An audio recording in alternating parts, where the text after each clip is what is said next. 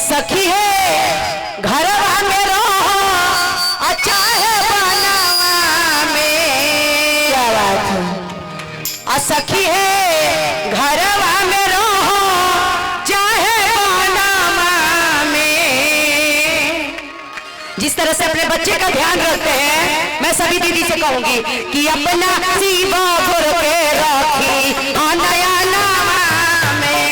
अपना सेवा गुर के रखी नया नामा में।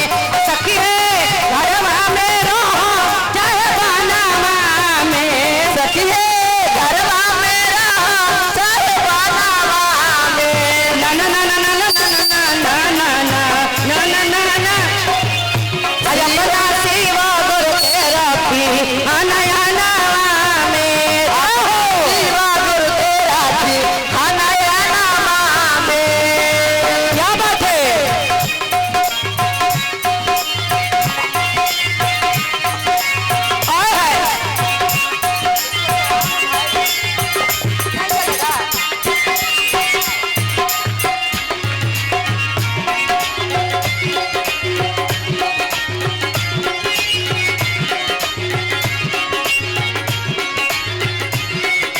जय हो।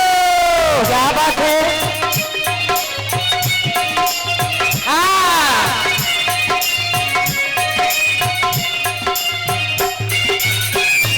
हम लोग कहते हैं कि बिटिया को घर में लुका के रखा जाता है। आजकल की बिटिया को घर में लुका के रखा जाता है, तो हम लोग ये क्यों भूल जाते कि उसी बिटिया से एक बेटा भी जन्म लेता है। अच्छा, अगर बिटिया नहीं रहेगी तो बेटा कहाँ से आएगा। तो हम लोग क्यों घर से झांके। मेरे लिए भी कुछ अरमान है, मेरे अंदर भी कुछ भाव है, तो मैं घर में लुक करके क्यों रहूं। और आप लोग क्या करती हैं, इस भजन में आप लोग को सब चीज मिलेगा कि सर जिंद कमाई के बैंकवा में रखलू हो। सर जिंद कमाई के बैंकवा में रखलू हो। सब दिन कमाई के बैंकवा में रखलू हो। सब दिन कमाई के बैंकवा में रखलू हो। सब दिन कमा के हम लोग बैंक में रख देते हैं कि आने वाला पुरख मेरा किसी के दरवाजा जाए ना।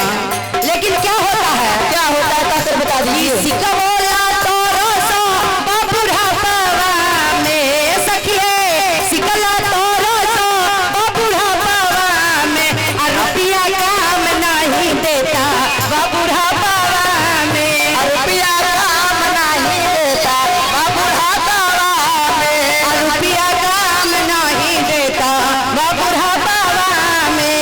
अपना सेवा गुरु के नया नामा में। अपना सेवा गुरु के रखी नया नामा में।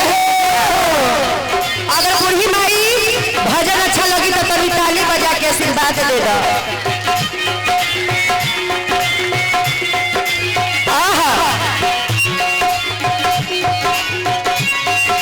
क्या बात है। मिलो न तुमको हम घबराए, मिले तो आँख चुराए। तुम्हें क्या हो गया है, तुम्हें क्या हो गया है।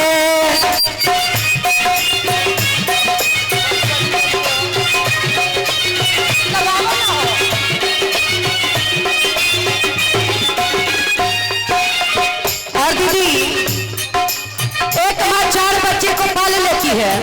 सही बात। माँ 4 बच्चे को पाल लेती है।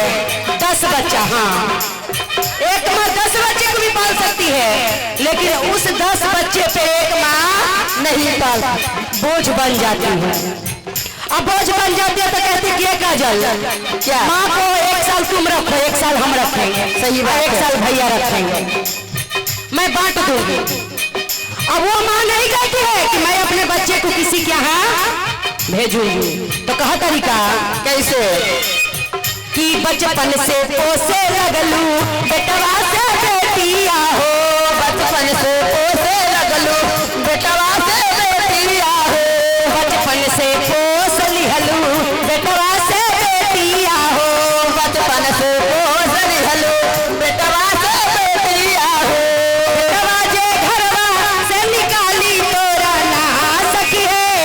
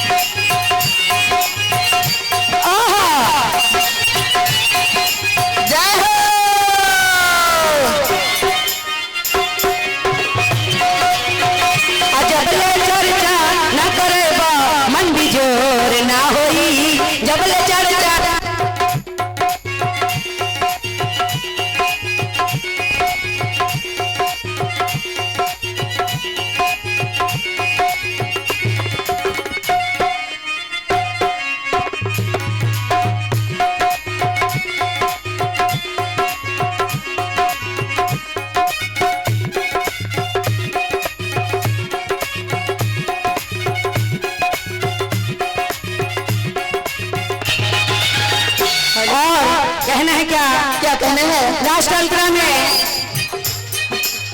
पहला में दाया मांगा दूसरा में